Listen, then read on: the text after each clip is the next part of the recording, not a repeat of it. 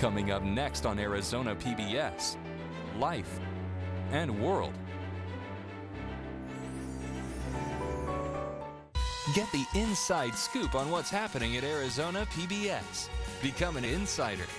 You'll receive weekly updates on the most anticipated upcoming programs and events. Get the insider delivered to your email inbox. Visit azpbs.org to sign up today. Coming soon to Arizona PBS. Take an emotional journey with young fighting men. From basic training through combat and more.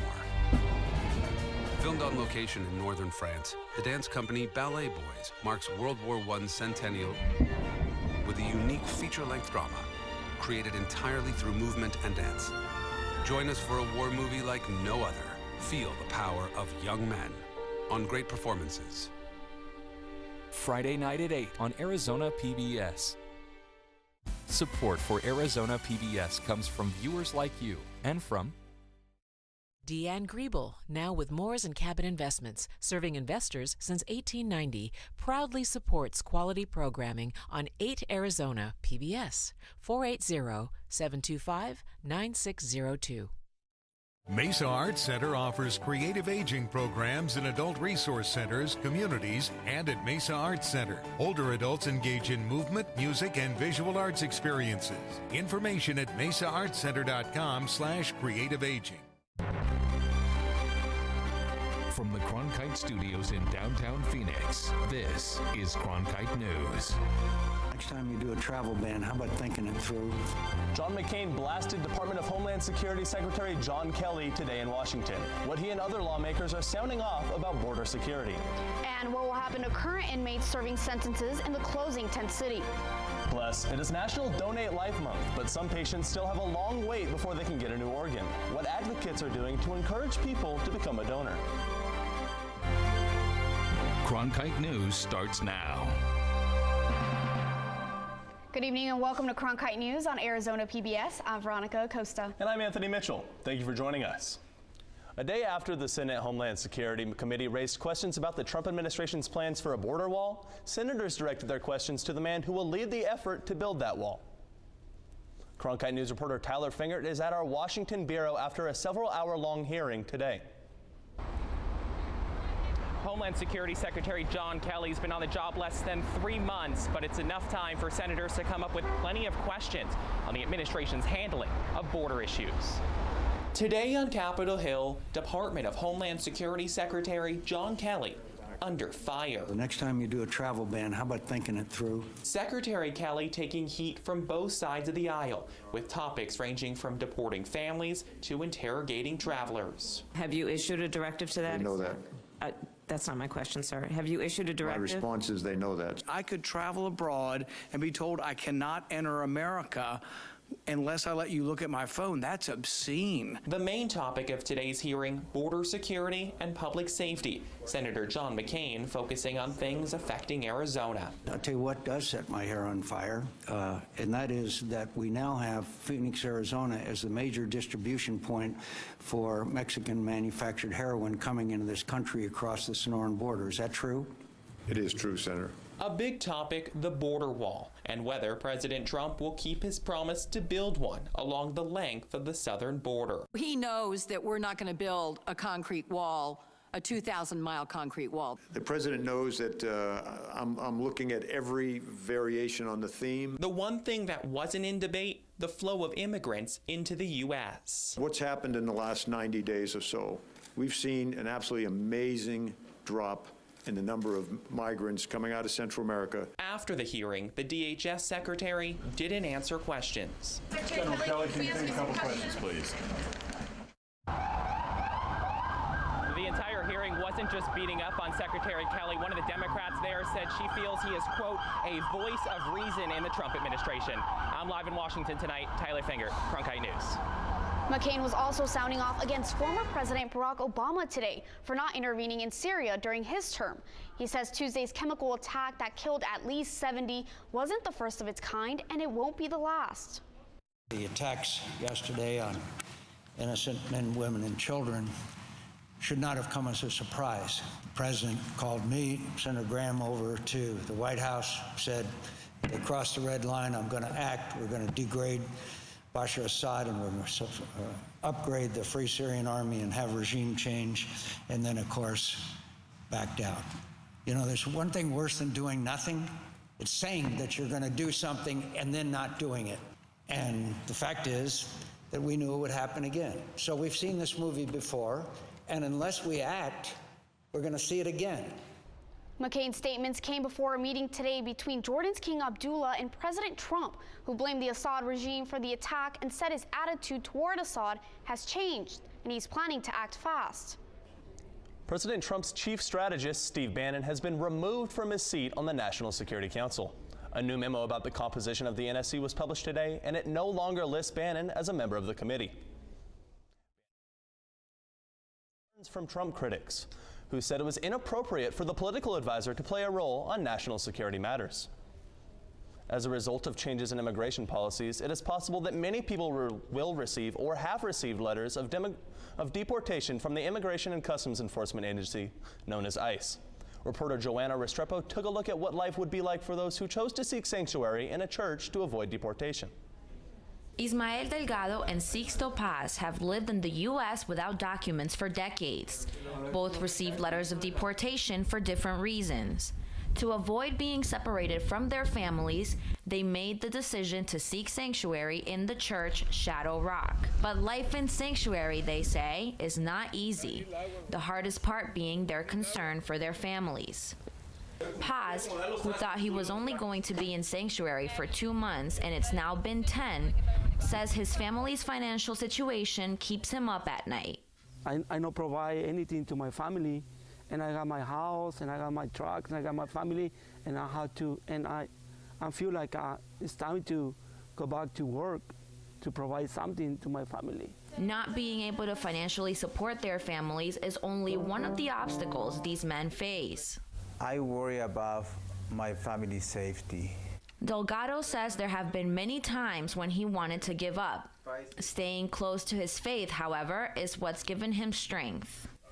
It makes me feel I'm doing the right things, fighting for my case, fighting for my family, fighting for anything I have to do it, I'm gonna do it for my family. They have different cases. Delgado had a felony on his record that cost him his work permit, while Paz was pulled over during an immigration checkpoint in 2009. Sometimes I feel like a garbage because I work in the United States for 32 years, and now I got 48 years.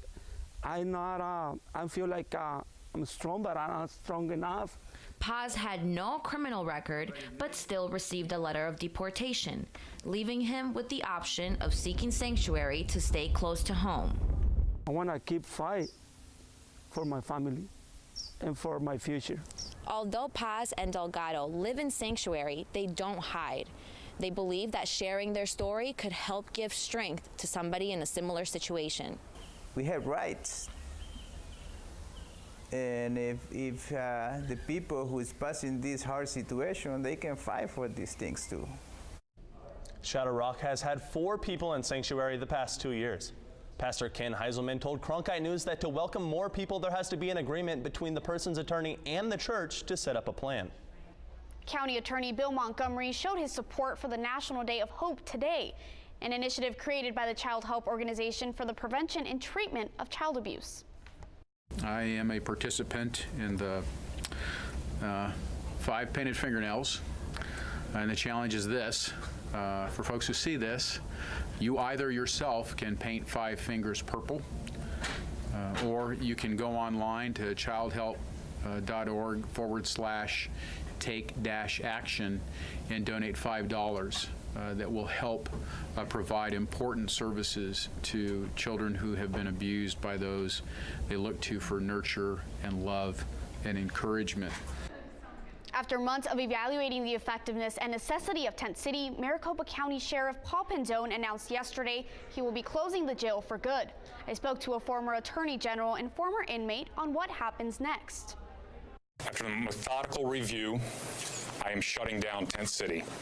After 24 years, Sheriff Paul Penzone announced the tents are coming down. This facility is not a crime deterrent.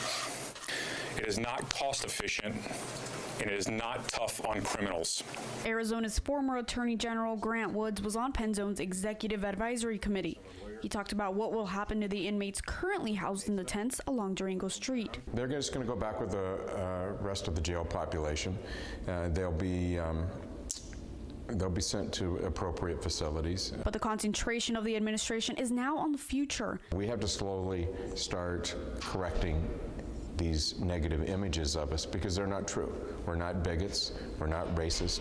We do care about people, we value each individual, and we need to now project that. We've had the negativity projected long enough. It's time to be positive and move forward. And the benefits this decision will bring. At its peak, it had about 1,700 inmates, and now it has 700 or 800, but the costs remain the same. So it just doesn't make sense financially anymore. The taxpayers should be able to save millions of dollars here by getting rid of it. Not only for taxpayers, but also for the officers who guarded the Tent City Jail during the years. This organization is refocusing to ensure that everyone appreciates what the men and women in uniform and the civilian staff who support them do every day. As for reaction, former inmate Manzaray Blue Pony had an instant one. I was surprisingly excited about it. You know, I got all the adrenaline and like a Christmas morning feeling. The closing of the jail is expected to take several months because many of the inmates housed there are in work release programs. It's estimated that closing Tent City will save Maricopa County $4.5 million, as well as help with staffing at other strapped detention centers. Mary Reed was shot 3 times while using her body to shield her daughter from a gunman who killed 6 in 2011 in a 2011 shooting at a Safeway in Tucson. She has since gotten involved with the group Moms Demand Action for Gun Sense in America, who made their voices heard at the Capitol's Rose Garden today. Just about everyone can agree that you don't want guns in the hands of violent felons, the severely mentally ill, and convicted domestic abusers. And the only way that you can do that is to make sure that you check the people and make sure that in fact they can pass a background check. One of the focal points of the protest was a plea not to pass Senate Bill 1122, which will soon be heard by the Committee of the Whole. The bill would make it illegal to require a third-party background check for private gun sales, functionally removing liability and responsibility from the seller. Arizona ranks second to last in treating mental health. Coming up on Cronkite News, why a Phoenix school is teaching students the importance of mindfulness when it comes to improving mental health. And the IndyCar Phoenix Grand Prix is coming to PIR later this month. What impact this event will have in the Valley. I'm Scott Pelley, anchor and managing editor of the CBS Evening News. In our changing media landscape, it is crucial for journalism education to ensure a commitment to the truth, unbiased reporting, strong ethics, unwavering fairness, and above all else, accuracy. These are the hallmarks of ASU's Walter Cronkite School of Journalism and Mass Communication. It's a place where students can innovate and transform the news industry while always upholding the values of the school's namesake. The Cronkite School at ASU, preparing the next generation for a stronger future of journalism. Discover so much more at azpbs.org/schedule, where it's easier than ever to find out what's on Arizona PBS. Access interactive digital and printable program guides, repeat times, and full episode descriptions. Watch program previews of best bets for the coming week. Search by title to find your favorite shows. You can even add programs to your calendar and get email reminders when they're about to start. It's easier than ever to find out what's on Arizona PBS. Discover so much more at azpbs.org/schedule. When you want to be more connected, friend us on Facebook, follow us on Twitter, watch us online.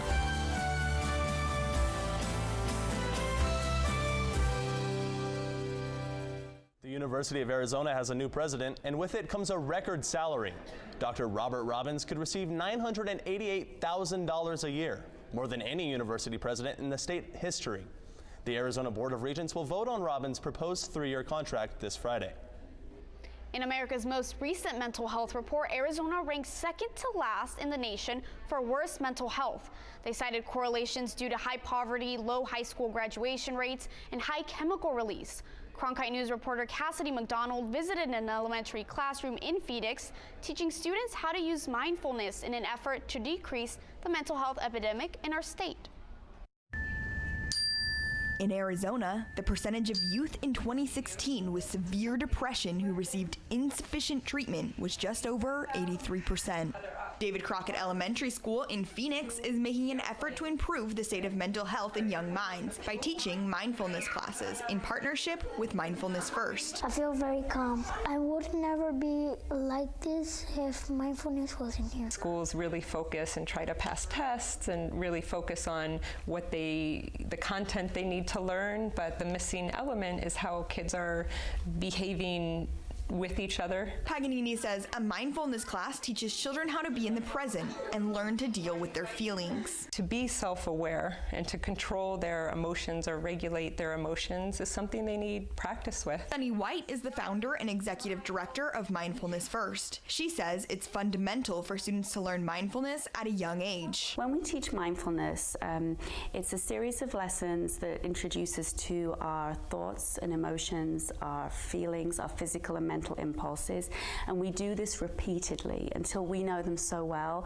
we see them before they even start. This helps us to self-regulate. I believe that we can help children at a much younger age address any mental health issues. Fourth grade student Gael Gaxiola says the mindfulness classes also help him deal with problems outside of school. When I'm super stressed at my niece because she keeps taking everything from me, go in my room and just take 5 seconds in and 5 seconds out. Just take one mindful minute and it was all good. Principal Sean Hannafin says he noticed significant changes in his students since the classes started. There's a lot of name calling and teasing and not getting along with other people. Students are now stepping up and saying, hey, that's not what we do here at Crockett, it's not the way we behave. And really what we've seen over the last year and a half in working with mindfulness is they're forming empathy for new students coming in. Mindfulness First wants to expand their program throughout the Balls District. They also hope their research can persuade lawmakers to include emotional learning and mental health wellness in the school curriculum. In Phoenix,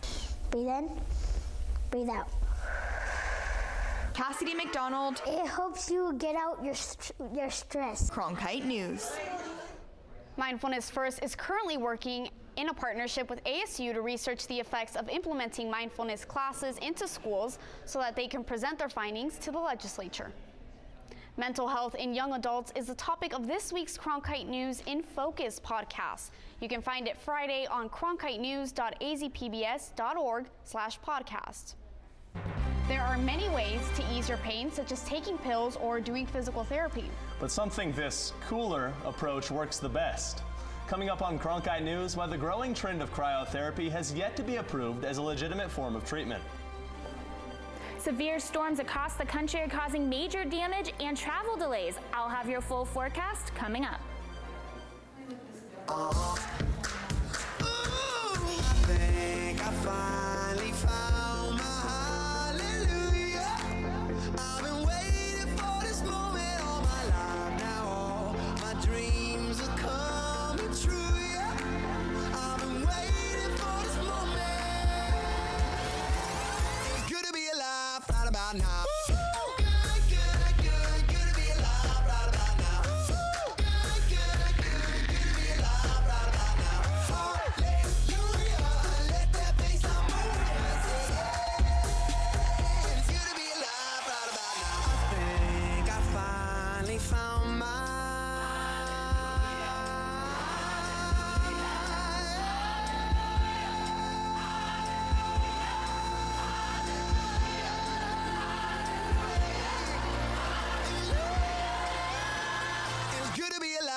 About now.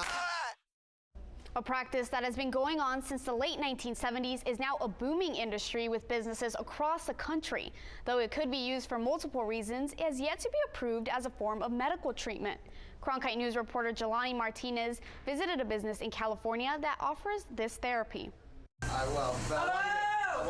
That was Deborah Olson's first time trying cryotherapy. She turned to the treatment to help ease her chronic pain. I had a ton of adrenaline just trying to stay warm, so I was kind of jumping up and down and twirling around and screaming and trying to breathe. Cryotherapy is a combination of ice and liquid nitrogen to reduce inflammation and swelling. It's a non-invasive, non-chemical, non-prescription way of helping fight pain. Clients stand in a chamber for 3 minutes in temperatures as low as -202 degrees. Freezing! Aside from pain management, it has also helped returning customers like Ray Doctor boost his metabolism. After I started doing cryotherapy, probably within, I would say, the 10th time I started seeing things happen to my abs.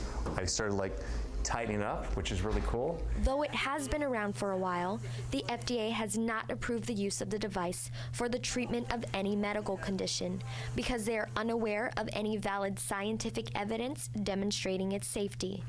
I think that's kind of the next step in the progression here of this treatment is getting to a place where it's more standardized and regulated, and then I think the FDA will hopefully reevaluate and change kind of the initial stance it had. The FDA encourages customers to speak to their doctors before trying a new treatment. Though it may not be considered a medical treatment, first-timers like Deborah seem to like the results.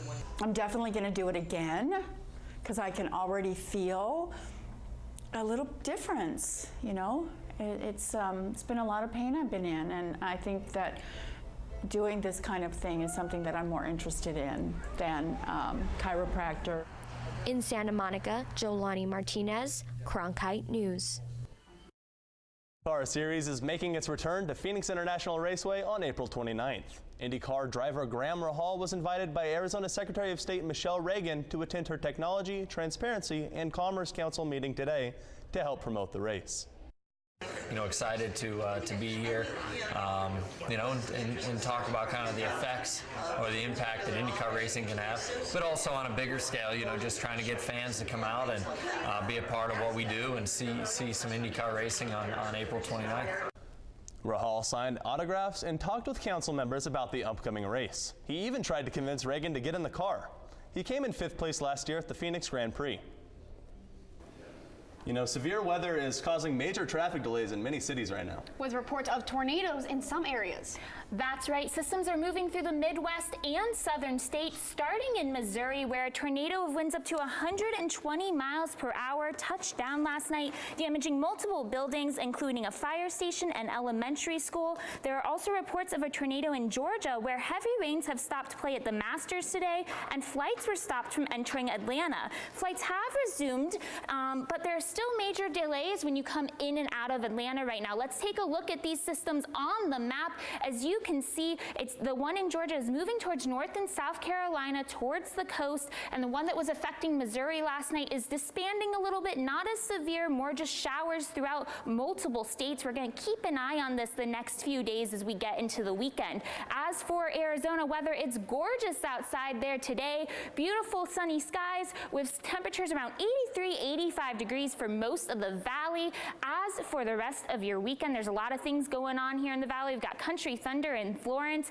baseball starting up again. It's going to be a hot one though, 91, 92 degrees on Thursday and Friday. We are going to have some clouds come in on Saturday, bring the temperatures down just a little bit, but by mid next week, those temperatures are going to rise again and we could hit 93. Lauren Hornberger, Cronkite Weather. April is National Donate Life Month. And Phoenix Children's Hospital is celebrating young patients today who received new organs. Coming up on Cronkite News, what advocates are doing to encourage people to become organ donors.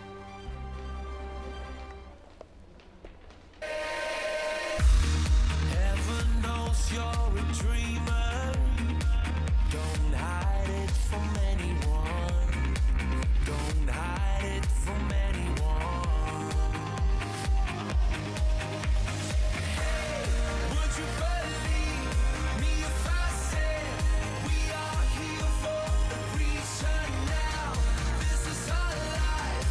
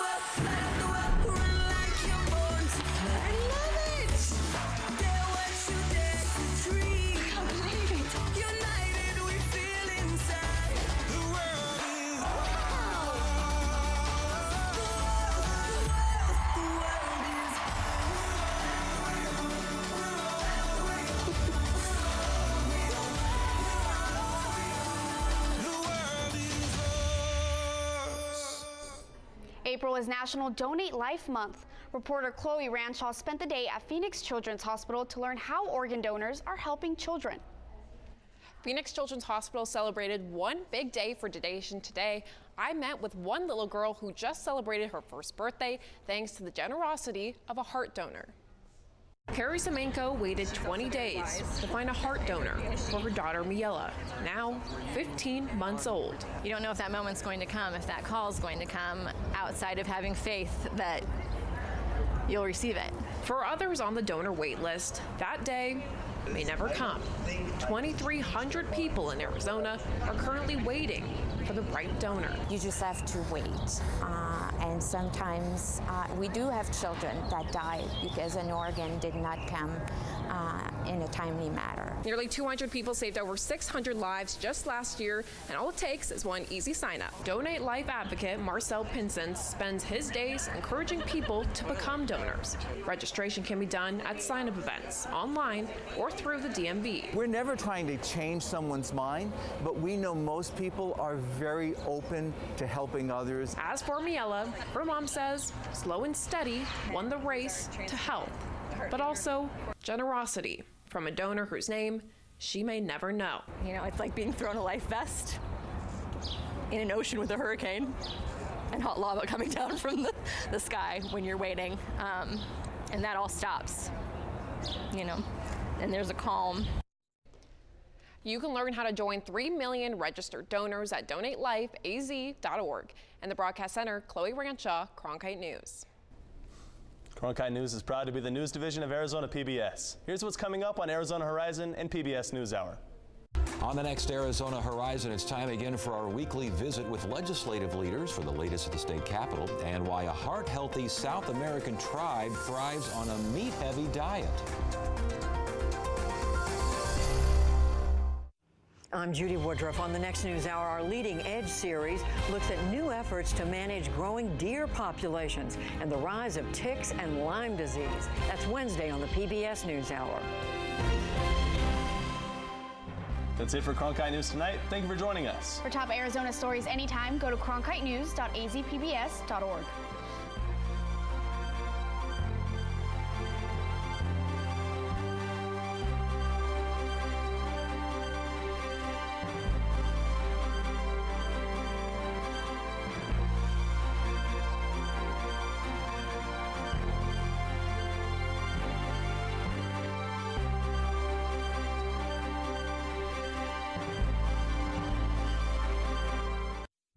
Explore new ideas and new worlds here on Arizona PBS, a community service of Arizona State University.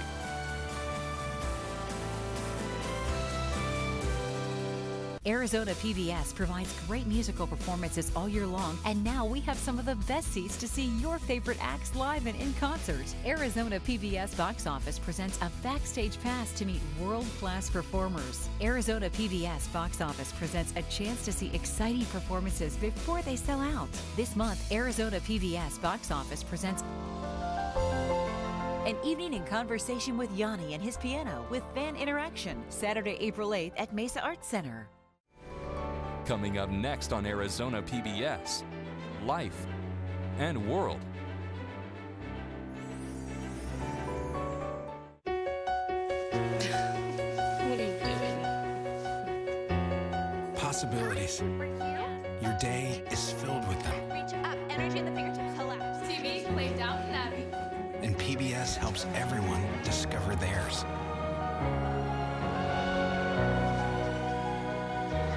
Anytime, anywhere. Up in the sky, you can see it.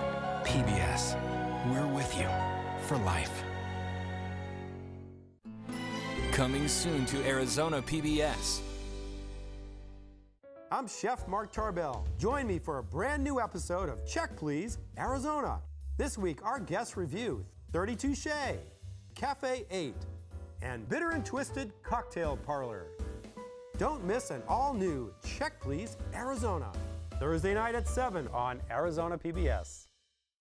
Next time on The Coroner. There's a big dance festival tonight, which I'm being dragged to. Jane unexpectedly meets someone. Because you don't dance doesn't mean you can't. But her romance is interrupted by a mysterious case. Just dropped dead in the street. And when Davy arrests her new man, You can go to jail for a crime you didn't commit. Jane risks everything. You've got the wrong man. He's got the motive, he's got no alibi. Well, actually. Now let it go, Jane. The Coroner. Thursday night at 8 on Arizona PBS. Hi, I'm Alberto Rios. This week on Books and Company, memoirist Linda Valdez talking about her newest memoir, Crossing the Line. I wanted to be honest. I didn't want to present a picture where everything was wonderful, because it wasn't. Don't miss an all-new Books and Company Friday night at 11:30 on Arizona PBS. Support for Arizona PBS comes from viewers like you and from An evening in conversation with Yanni and his piano. We'll be able to talk. I'll be able to see your faces. Saturday, April 8th at Mesa Arts Center. And yes, I will be playing the piano for you. Reserve seats at mesaartscenter.com. Ironwood Cancer and Research Centers. Personalized cancer care through medical oncology, radiation, and radiology services, focusing on emotional, physical, and social support. Outsmarting cancer. One patient at a time.